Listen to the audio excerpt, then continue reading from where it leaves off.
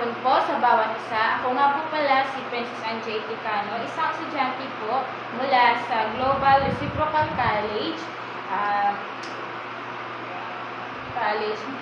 Ako po ay nagsasagawa ng isang panayam para sa asignaturang Pilipino at sa iba't ibang disiplina o tinatawag po natin Philippines. So, layunin po ng aking panayam na malaman kung paano magagamit at papahalagahan ang wikang Pilipino sa inyong larangan o profesyon po. So, ang inyong mga sagot ay makakatulong po sa amin upang mas maunawaan ang kalagahan ng Pilipino sa iba't ibang disiplina po. So, unang tanong po, maaari po ba ninyong ipakilala ang inyong sarili at ang inyong profesyon po? Ako nga po pala si Sir Sen Lagoson, isang learning facilitator sa ALS or Alternative Learning System, na kung saan tayo ay tuturo sa mga out-of-school youth and adult na mga nahinto or nawala ng pag-asa ng kanilang kabataan at ngayon papatuloy upang makapag-aral muli. Maraming salamat po. Maaari po ba ninyong paano ninyo ginagamit ang wikang Pilipino sa inyong larangan po? Nagagamit ang wikang Pilipino lalo na sa pagtuturo sa kulturang Pilipino upang may pag-usap at makapagturo sa mga learners na maunawaan nila yung mga lesson. Sa inyong karanasan po, may mga pagkakataon po ba na nahihirapan kayong gumamit ng wikang Pilipino? Maaari mo po bang ipaliwanag kung bakit? Kung meron mang nahihirapan sa pag-review, siguro yung mga ano lang naman yun, yung mga madaling na Pilipino, pero hindi naman siya totally nahihirapan. Kumbaga,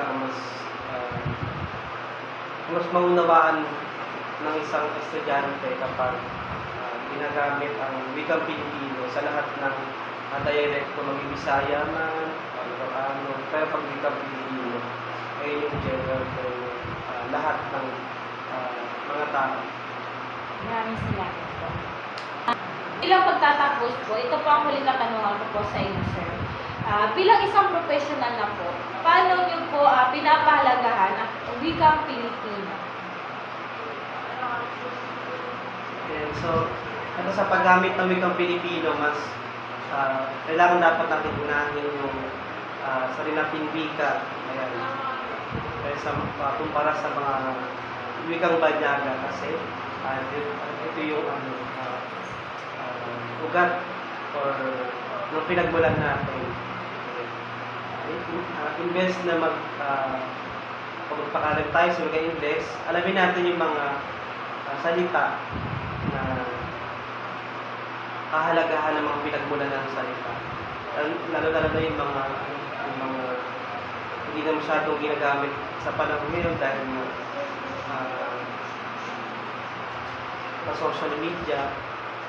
Mas pahalaga natin yung sariling atin, especially sa ating wika, sa pakikipagtalastasan, sa pakikipag-usap, at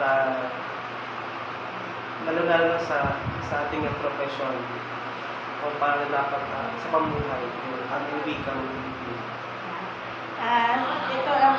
Maraming salamat, sir, sa inyong oras at sa pagbabahagi po ng iyong karanasan at ng iyong kaalaman po. So, dito na po natatapos po ang aking panayam at ganoon na rin po sa mga nakikinig po at maraming salamat po sa inyong pakikinig at nawa po itong aking panayam ay magbigay po sa inyo ng kaalaman at magamit niyo po sa inyong pang-araw-araw na buhay po. So maraming salamat po.